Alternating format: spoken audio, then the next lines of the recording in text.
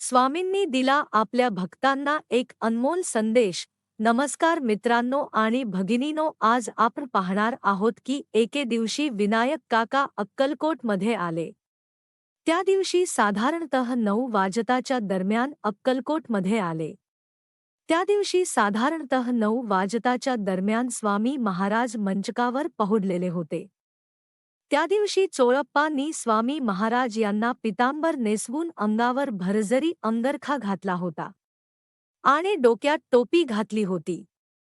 विनायक काका सुद्धा तेथे होते. श्री रावसाहेब ढवळे हे स्वामींना चौरीने हवा घालत होते. शहाजी महाराज सुद्धा जवळच बसलेले होते.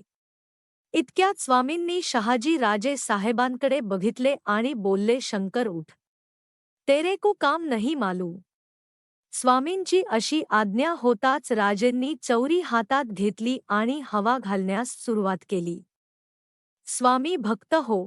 स्वामींनी काही वेळा तर स्वामींनी एक लीला केली. स्वामी अचानक उठले आणि अंगावर घातलेला पेहराव फाडून फेकून दिला.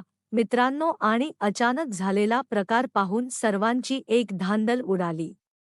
त्यावेळी स्वामींच्या डोक्यातून खळखळा पाणी सुरू झाले. पंढरीचा विठोबा वाळवंटी, पंढरीचा विठोबा वाळवंटी, पंढरीचा विठोबा वाळवंटी बोलू लागले. स्वामी भक्त हो. स्वामींच्या लीला ह्या अतर्क्य आहेत. त्या लगेच कशा समजणार? त्यावेळी तेथे उपस्थित असलेल्या मंडळींना समजले नाही, पण काहीतरी अनर्थ घडलेले आहे हे सर्वांच्या लक्षात आले. कारण त्या दिवशी संपूर्ण दिवसभर स्वामी महाराज उदास होते आणि त्यामुळे सर्व अक्कलकोट वासियांच्या चेहऱ्यावर उदासीनता होती. विनायक काका साहेबांना रजा नसल्याने ते स्वामी आज्ञा घेऊन मुंबईला जाण्यासाठी निघाले. प्रवास करताना त्या रात्री बार्शी स्टेशनवर काका साहेबांना एक बातमी समजली. ती अशी, पंढरपूरमध्ये कोणा एका मुस्लिम व्यक्तीने पांडुरंगाच्या मूर्तीला दगड मारून मूर्तीचा पाय मोडला आहे. तसेच काका साहेबांना ही बातमी समजताच काल अक्कलकोटमध्ये स्वामींनी पेहराव फाडत पंढरीचा विठोबा वाळवंटी असे बोलत घळाघळा रडण्याची जी लीला केली, त्याचा संपूर्ण अर्थ त्यांना उलगडला आणि तुम्ही लोकात सुरू असलेले खेळ स्वामींना ठाऊक असतात. हा अतूट अभेद्य विश्वासाचा भाव त्यांच्यात दृढ झाला आणि एक घोषात स्वामींचा जय जयकार केला. बोला श्री स्वामी समर्थ महाराज की जय. आजच्या लीलेतून स्वामी आपल्याला अनेक बोध देत आहेत. त्यापैकी आपल्या पूर्वजांनी स्थापित केलेल्या भक्तिस्थानाचे, श्रद्धास्थानाचे महत्त्व समजावून घेत, त्यामागील मूळ उद्देश समजावून घेत, आपला विवेक जागृत ठेवून या सर्व स्थानांचे संवर्धन आणि संगोपन करत, याचे पावित्र्य आपला विवेक जागृत ठेवून त्या सर्व स्थानांचे संवर्धन आणि संगोपन, याचे पावित्र्य टिकवून ठेवण्याचा हुकूम स्वामी आपल्याला देत आहेत.